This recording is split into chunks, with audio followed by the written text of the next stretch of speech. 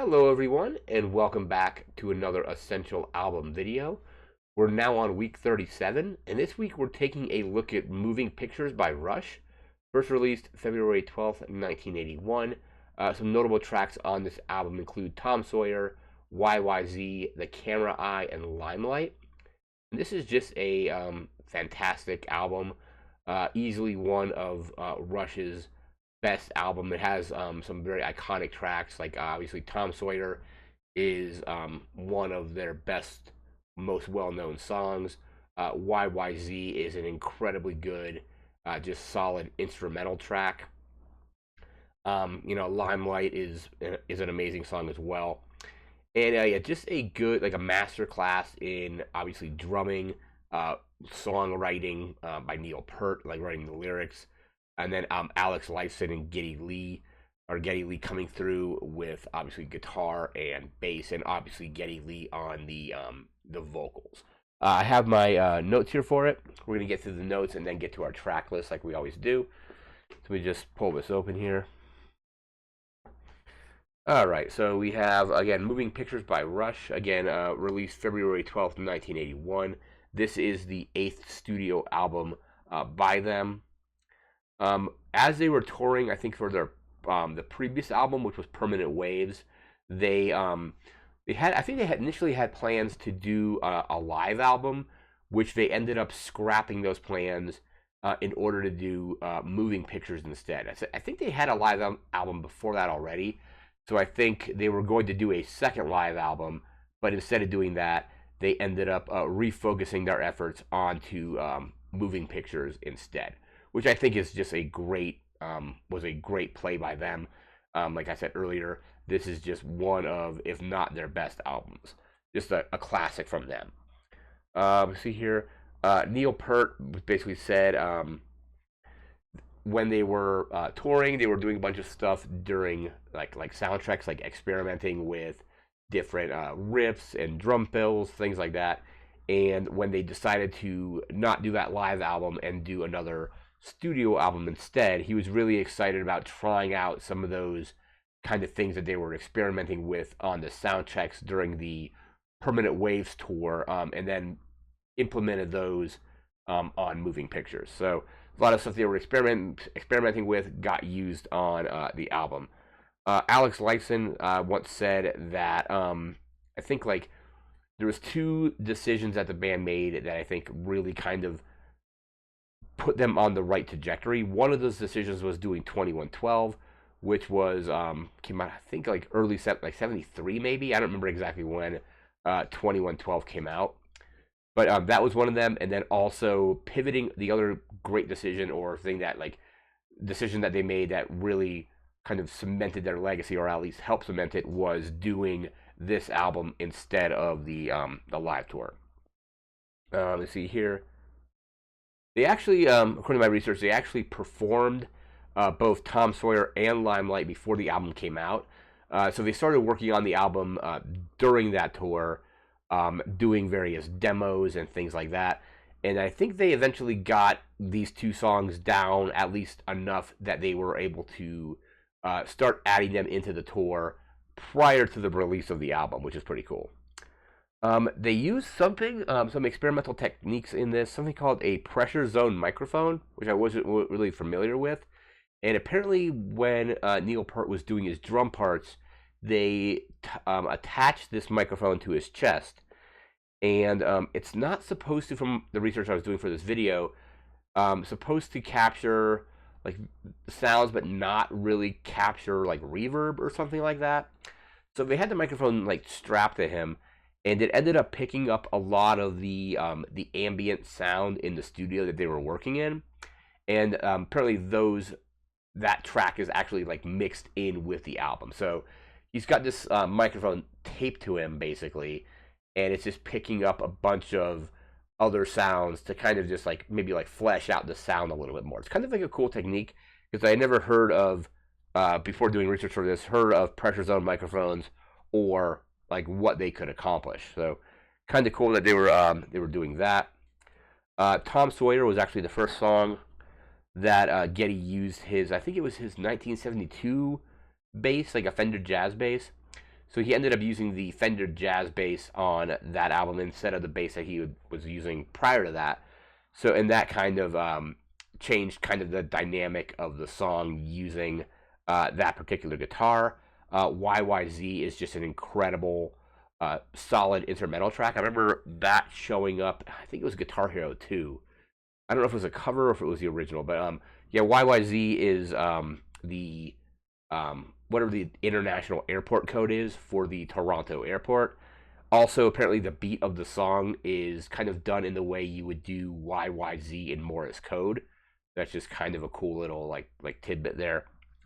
Limelight kind of focuses on um, just like the nature of fame. I think it was actually Neil Peart, like kind of like autobiographically saying how kind of like he was somewhat just dissatisfied with fame. I believe he was kind of like a very generally like private person, and even though he is like known as like one of the greatest drummers, or if not the greatest drummer of all time, kind of didn't really love the fame that was kind of associated with it.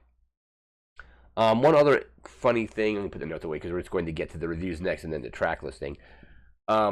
There's this running joke, or not a running joke, just a joke about drummers in general. And it's like, don't give the drummer the microphone, or don't let the drummer like write the lyrics. I remember I kind of paraphrasing this, but I believe when Rush got inducted into the Rock and Roll Hall of Fame, Taylor Hawkins made a comment that the joke is you don't let drummers write the songs. And then in Rush, the drummer is not only like coming up, he's not singing the songs, but he's writing the actual lyrics. So it kind of goes against that kind of that joke. Kind of just an interesting kind of observation about Neil Peart, because he would, like basically write more or less all the lyrics. Geddy Lee would be the vocalist on those lyrics, and a lot of Neil Peart's lyrics are very like philosophical in nature. I don't remember where I read this, but it was on an old like message board or something, and it was somebody talking about.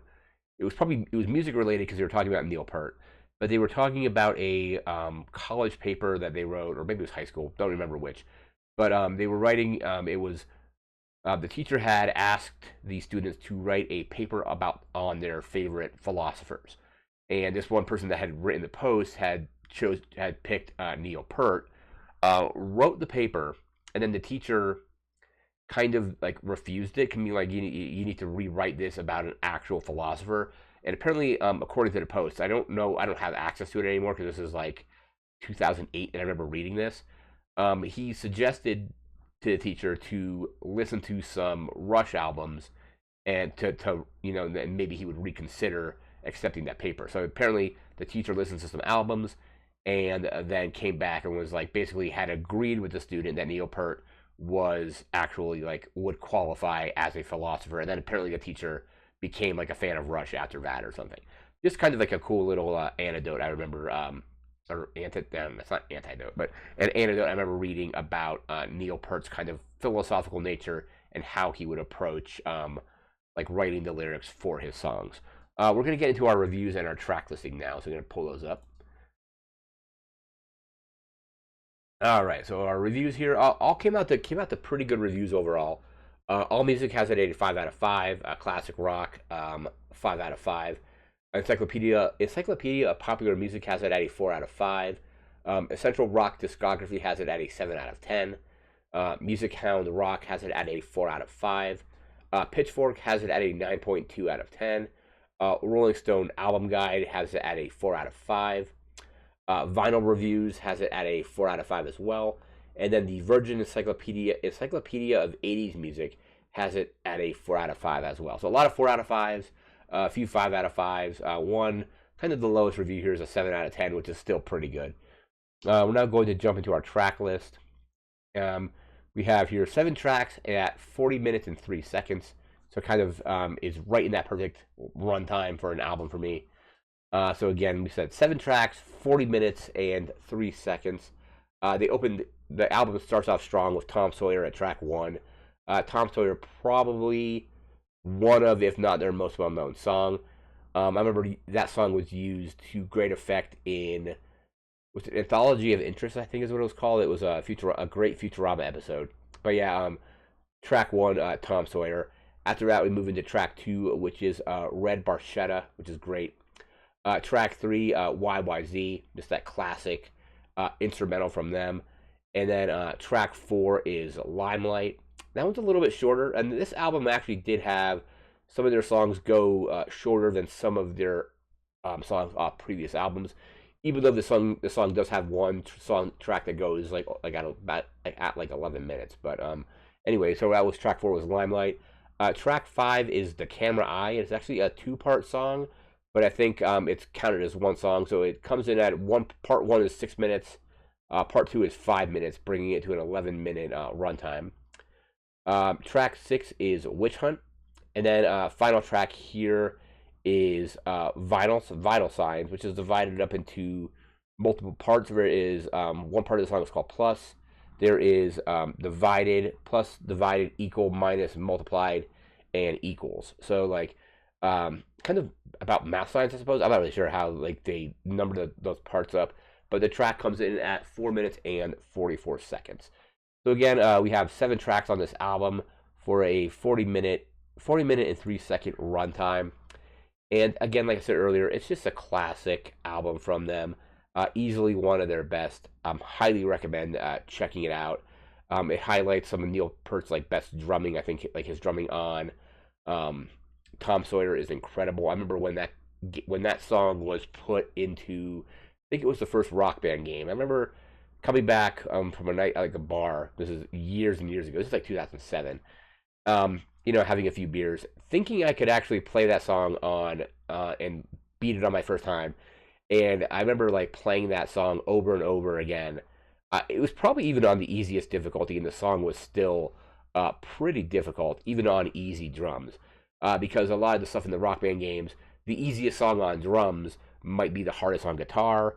Like, for example, like I don't think the guitar and bass stuff on bass tracks on Tom Sawyer are hard, but once you get into the drum tracks, it was like 5-star difficulty or whatever it was. So that was kind of a fun memory when I was re-listening to this album, remembering how hard that song was on the first Rock Band.